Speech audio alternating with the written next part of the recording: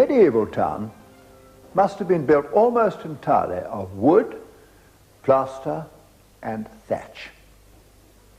And then in 1694, disaster struck. The first week in September, after a dry summer, was always a propitious time for fires. The Great Fire of London had burned from September the 3rd to the 6th. And then, 28 years later, to the day, came the Great Fire of Warwick. It began here, at the Friends Meeting House, close to the West Gate. And fanned by a strong west wind, it spread quickly along High Street to the Cross. Then the wind changed direction, and Church Street, most of St. Mary's, and Northgate Street became enveloped. It was all over in a matter of hours. With a few exceptions, it was really only the buildings on the periphery that escaped. So that's where the timber framing is, and there's still quite a lot of it. Few of these houses have escaped restoration, but here in Mill Street, this range in particular makes a picturesque group.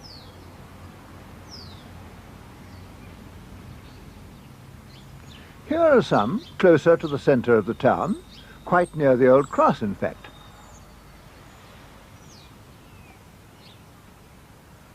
But the most pleasing example is this one, Thomas Oaken's house in Castle Street.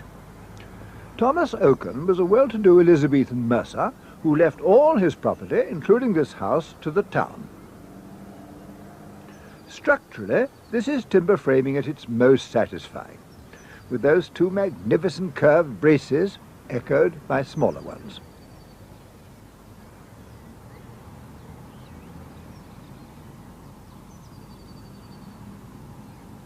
There's also plenty to be seen just inside the West Gate. The fire started close to this point, but the wind was blowing the other way. Having escaped one fate, though, many of these buildings were later subjected to a strident black and white treatment, in an entirely unnecessary attempt to preserve them. The same was true of the Lord Leicester Hospital opposite. But in recent years, the whole exterior of this building has been de-blacked, to its great artistic benefit. The timbers have had a decidedly checkered career. It's odd, because oak, provided that it has a damp-proof base and an overhanging roof, a good hat and a good pair of shoes, as they used to say in Devon, will last for centuries, and in fact become still harder in the course of time, harder even than some varieties of stone.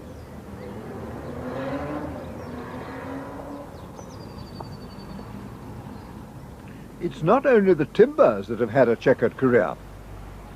When they were first erected in the late 14th or early 15th century, the buildings were the headquarters of two medieval merchant guilds. But in 1571, the Earl of Leicester took over the premises as a hospital for aged and disabled soldiers. A hospital in those days meaning almshouses. Before they were blackened, these timbers were smothered with red ochre, and in the cloister walk, traces of this still survive.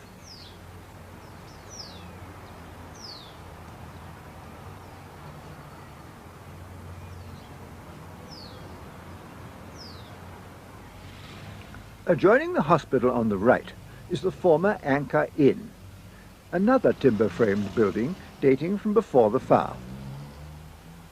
And behind this lies the Malt House, which has a double jetty or overhang.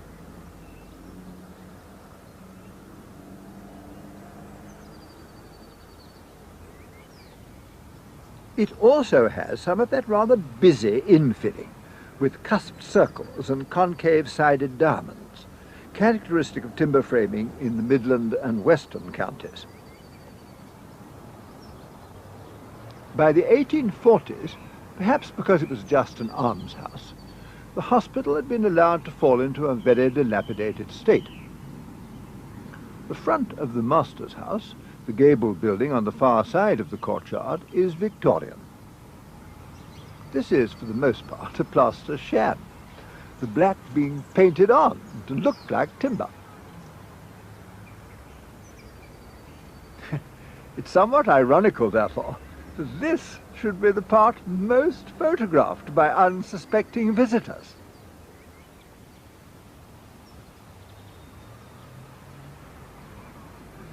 The designer took his cue from the malt house, with a few additions. Since the Victorian period, I'm glad to say, we've learnt a good deal about restoration.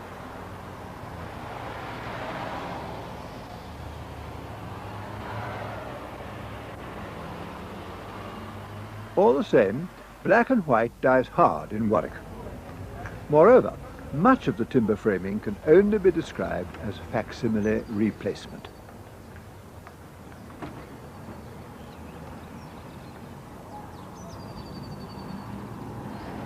Now, until the fire, everything in Warwick that wasn't timber, plaster or thatch was stone. There's plenty of stone here. Most of the town is built on it. Triassic sandstone.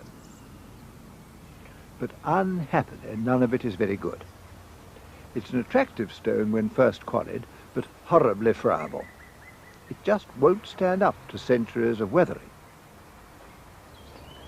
A good example of a local quarry is this one, within easy carting distance of the town. It isn't used anymore, but it could be. The stone was always decidedly on the soft side. While it retained what the masons called its quarry sap, it could be cut like cheese. This house is less than a mile from the quarry, which almost certainly supplied the stone for it. It was built in 1626 on the site of the medieval hospital of St. John, hence its name, St. John's House.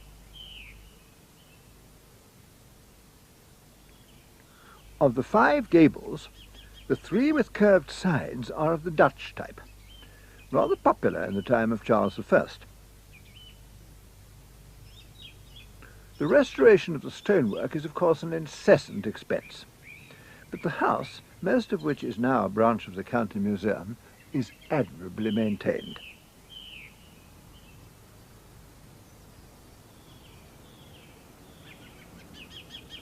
Still pre-fire, the old market house, begun in 1670, now houses the main museum. The builder was a Warwickshire man, William Herbert.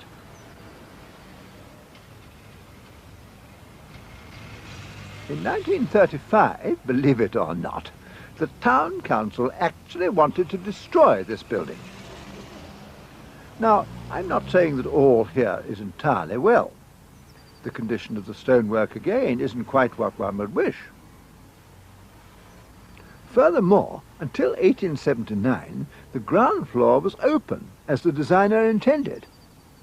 Then it was filled in, with windows which are visually a disaster. Here one longs for faster stone decay to provide an excuse for replacing them.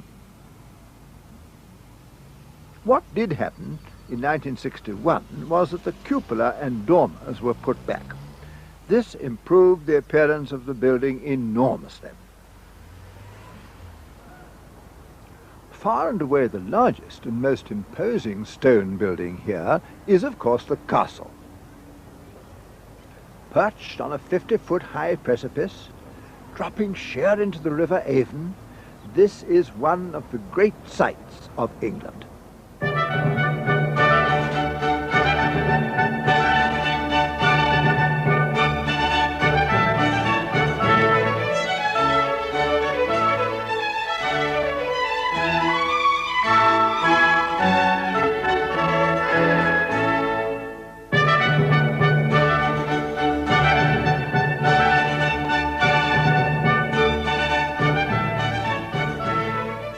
The castle, I need hardly say, is the kingpin of the Warwick story.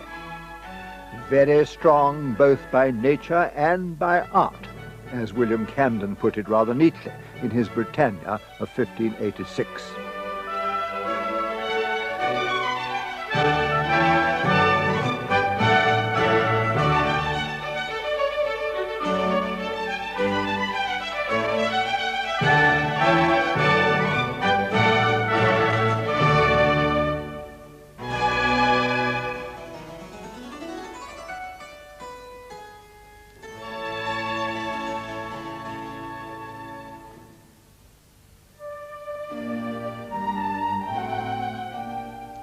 Its tremendous towers, its huge scale, its dramatic site, these features of the castle have fascinated artists of every generation, and not least Canaletto, whose two splendid paintings, done about 1749, are now in the City Art Gallery at Birmingham. This is the east front from the outer ward, and you can see quite clearly how the Barbican or outer gatehouse precedes the clock tower for additional defence.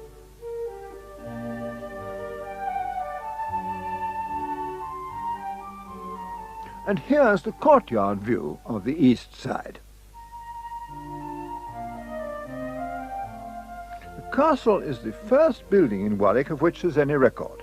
It goes back to 915. But the towers, and indeed most of what we see today, were first built in the 14th century by the Beauchamps, earls of the second creation. The castle escaped the Great Fire, but had its own rather bad one in 1871. And largely because of this, certain parts now have an undeniably Victorian appearance.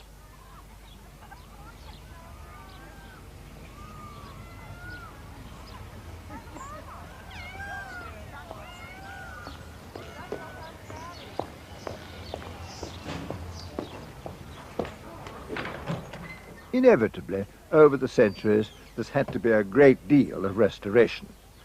Not all of it very happy.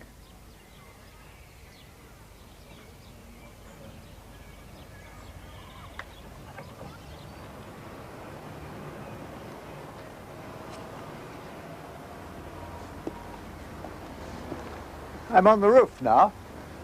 A puffy little climb, but well worth it. From here, there's a plunging view of the ruins of the old bridge. This bridge, a structure of 14 arches which went back to the Middle Ages, carried all the traffic coming into Warwick from the south. Climbing close beside the east wall of the castle, the road emerged at the cross, forming the central nub of the town.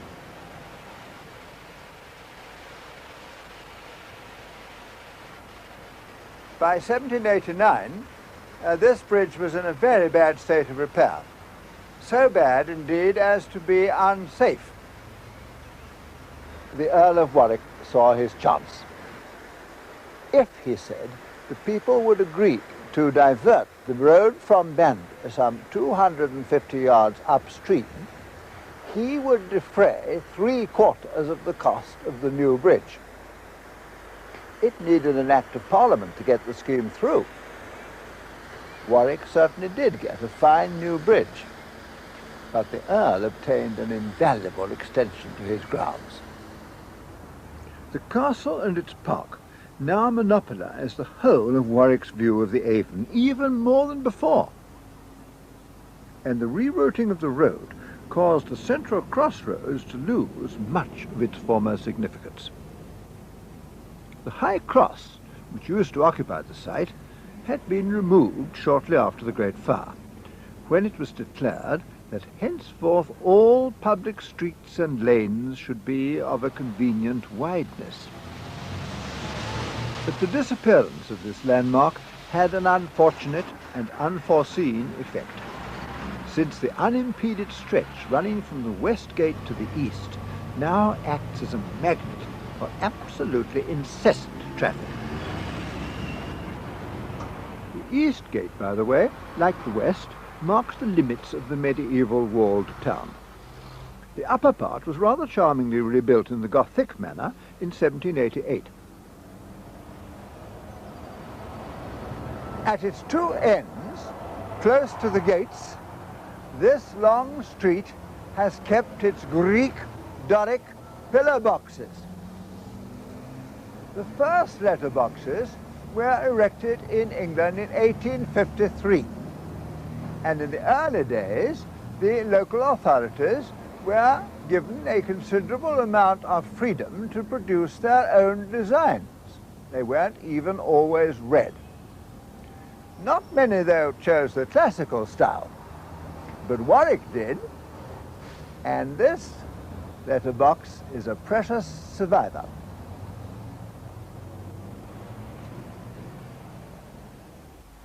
Another street which was widened in the rebuilding was Church Street, running northward from the cross.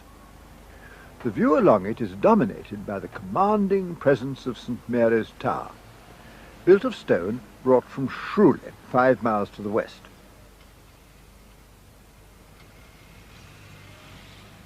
After the Great Fire, the tower had initially been rebuilt with stone quarried from the churchyard itself. The original architect sited it farther east, flush with the ends of the aisles. But when that tower had risen 29 feet above the nave roof, it developed alarming cracks and had to be dismantled. The new tower was built out into the road, and scenically this was a lucky accident, for from every direction this big tower, aslant to the axis of all the 3 streets converging on it, composes with the utmost felicity. Close to, though, some very odd features emerge. At the crown, crocketed pinnacles and little round arches are curiously juxtaposed. And below, there are repetitive niches on every face, many looking as though they would welcome the addition of a statue.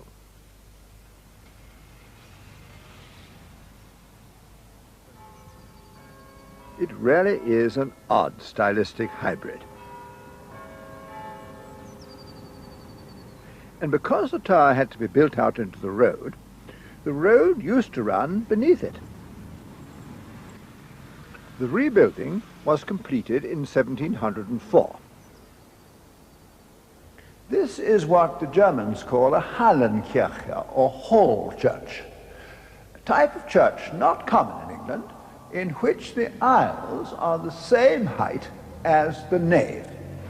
So we do experience a great sense of space. The architect for the rebuilding was not Christopher Wren, who did submit plans, but William Wilson, born the son of a Leicester baker.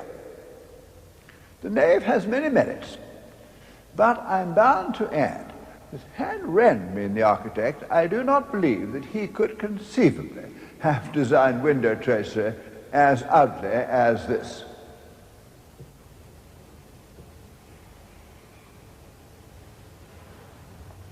A minor feature, which I find entirely delightful, is the clock, dated 1706.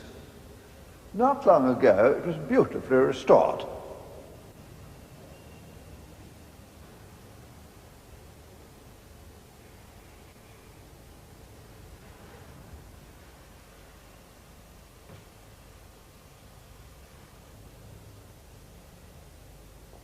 Although the stalls were destroyed in the fire, happily the chancel survived.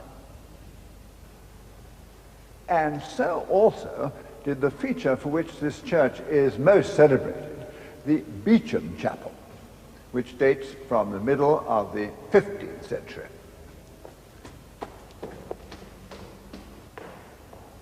This is probably the most lavish memorial chapel in England outside Westminster and Windsor.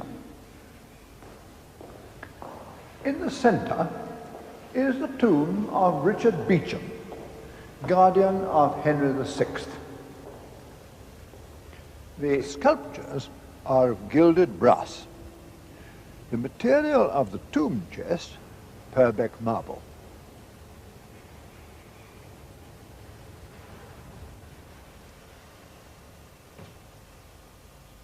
The effigy of Richard Beauchamp was modelled by William Austin of London, 15 years after the Earl's death, so it's probably not a portrait. but nonetheless it's masterly, at once strong and elegant. Look at those wonderful hands.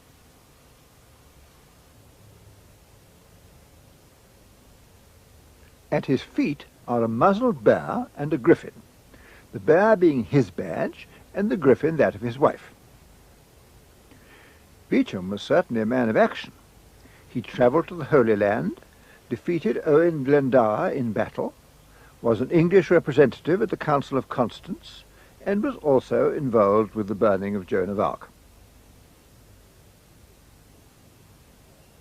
In the canopied niches are 14 figures of weepers, clad in heavy mourning cloaks, and modelled with great sensibility, alternating with 18 rather mass-produced little angels.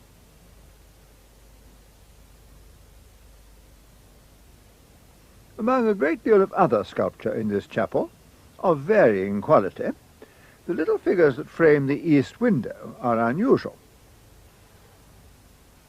There are no fewer than 30 of them, all under canopies. They surround the big window and run up both the principal mullions. Most of them are angels, but there are also 4 larger female saints, which, in their chocolate box colours, might almost have stepped out of one of those lovely Rococo churches in Bavaria. This one is St. Mary Magdalene. Tucked in between the Beauchamp Chapel and the chancel is the lovely little Dean's Chapel.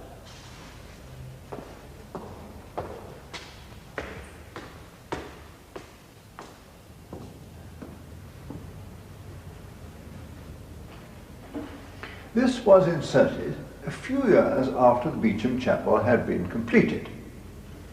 It has a fan vault with pendants and bosses recently regilded and blue spandrels. North of St. Mary's runs what has been described as the finest 18th century street in the Midlands, Northgate Street. The old Shire Hall escaped the fire, and it wasn't rebuilt until the 1750s.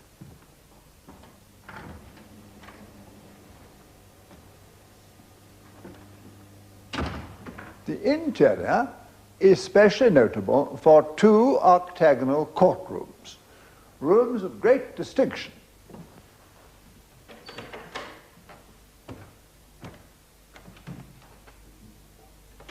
This is one of them, the Crown Court. I'm enjoying here a dock's eye view. It has all its original furnishings and is top lit.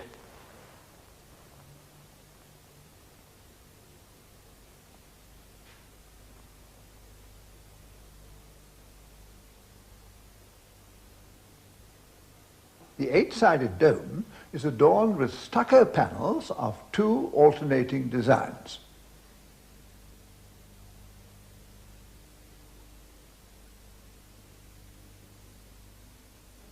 The columns are crowned with rich Corinthian capitals. If you have got to do a stretch, you could hardly have a more elegant point of departure. The Shire Hall suffered from such bad stone decay that since the last war the fronts have had to be completely refaced. This was done in Hollington stone from Staffordshire, which was the best, indeed almost the only, Triassic sandstone available. For a complete refacing, it is satisfactory. But on the side wall of the old jail can be seen the unfortunate effect of patching Warwick stone with Hollington. This house, on the other side of the street, is similarly disfigured.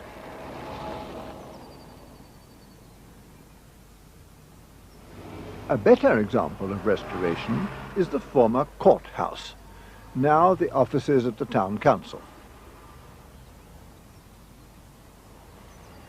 This handsome building, finished in 1728, was by Francis Smith. He gave additional weight and authority to what is really a comparatively small building by repeating the pilasters at regular intervals and by rusticating the stonework horizontally, that is, by providing unusually deep joints between the blocks of masonry.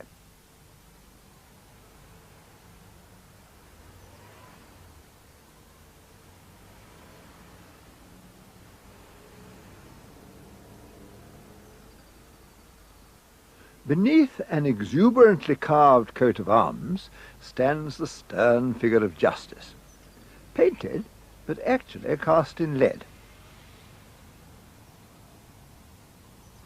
The building greatly benefits from the restoration of Smith's original open balustrade, which in the 19th century had been replaced by a solid parapet. Francis Smith, Smith of Warwick, as he's often called, was twice mayor of this town, in 1713 and again in 1728. And that would have been where he sat. He's a good example of a phenomenon not uncommon in the 18th century, of a man of quite humble birth. He was the son of a bricklayer who started off as a mason and rose in the world.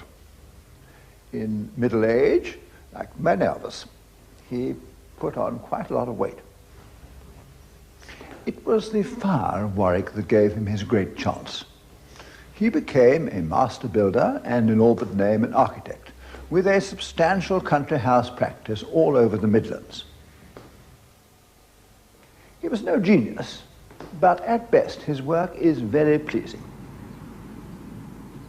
This house in the marketplace was almost certainly his work, not only for stylistic reasons, but because it was built in 1714 for his father-in-law.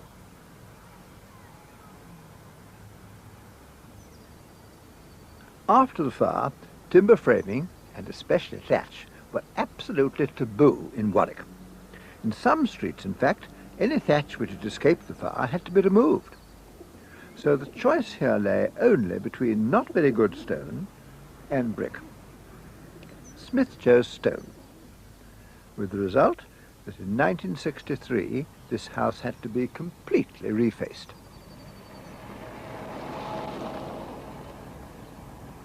The capitals on this next house, flat but fluted, are decidedly original.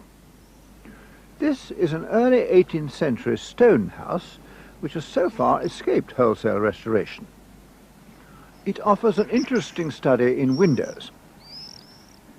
On the two main floors they are sash-framed, whereas the dormers have casements with leaded lights, a reminiscence of the 17th century when everyone's windows were like these.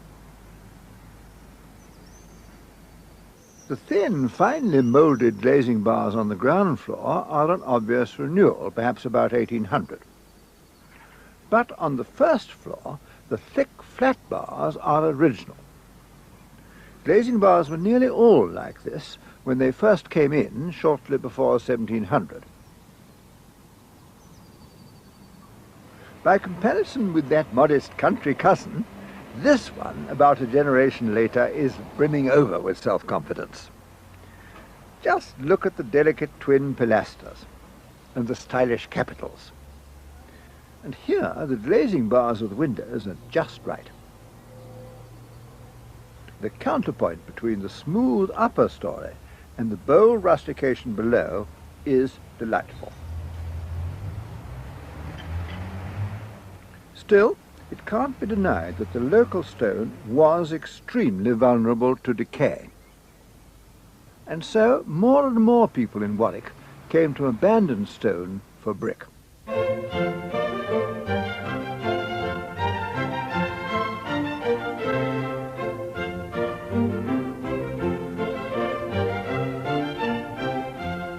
Brick had indeed been used a little before the fire. This house, by Roger Hurlbut, who was probably the son or perhaps the nephew of the William who did the market house, was built in 1692. It's of brick, with only the dressings of stone. It has a good deal of wood, too, notably the boldly projecting modillioned eaves cornice, typical of the later Stuart period.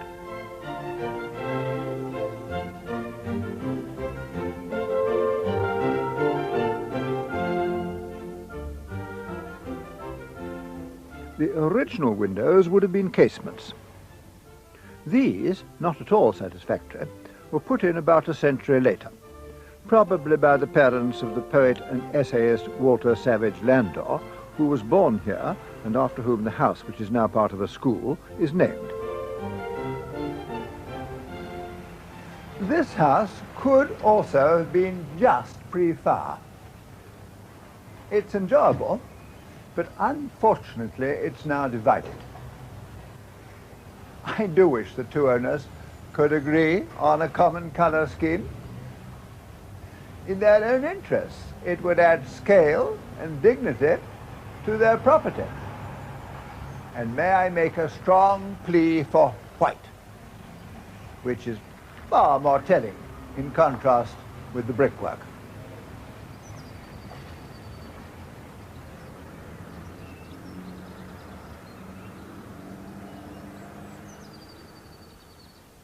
Northgate House, dated 1698, is an early and imposing post-fire example of brick. It was really built as two houses, the grandest semi-detached imaginable, with a shared carriage entrance in the centre. It may well have been put up as a speculation. Since it was 4 years after the fire, and there was now a big demand for bricks in Warwick, local brick kilns were set up, and there seems to have been quite an influx of itinerant labour.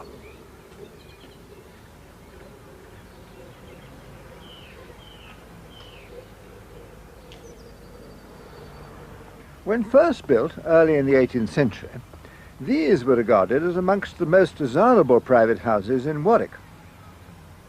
They are in Northgate Street, on the opposite side to the law courts. The pilasters between the houses are an interesting indication of post-fire nervousness, for they mask the ends of exceptionally thick party walls. It is a pity that most of the houses in this street were later stuccoed over, presumably early in the 19th century, when, even if you couldn't afford to have stone, it was fashionable to aspire to it.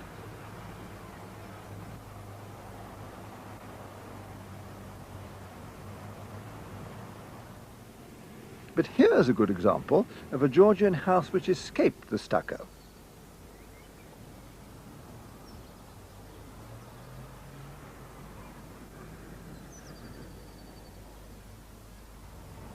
Here we have Warwick's brickwork at its best, set off by white-painted dressings.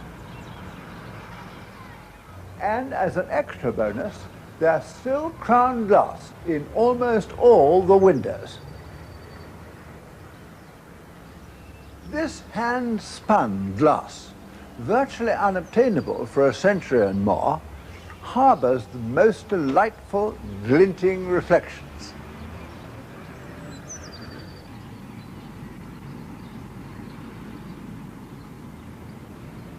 Warwick today, in the aftermath of the lamentable rearrangements of 1974, is in the anomalous situation of being no longer a borough, but instead part of a district council administered from Leamington.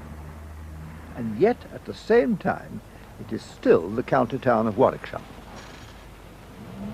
William Camden said of this town, "It stands on a hill which is one entire rock of freestone, out of whose bowels were wrought all the public buildings that adorn it." Would that this were still the truth.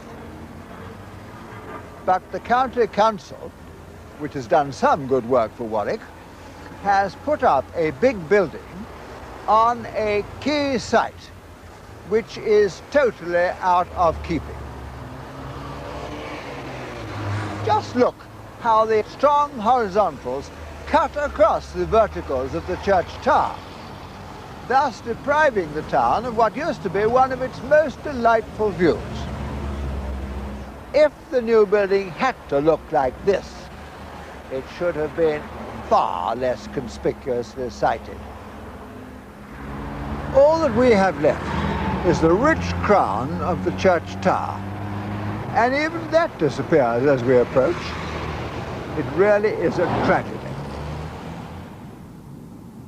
How different it all was in 1716, 22 years after the fire, when Daniel Defoe wrote, "Warwick is now rebuilt in so noble and beautiful a manner that few towns in England make so fine an appearance." Well, of some streets and buildings, even today, that is still largely true.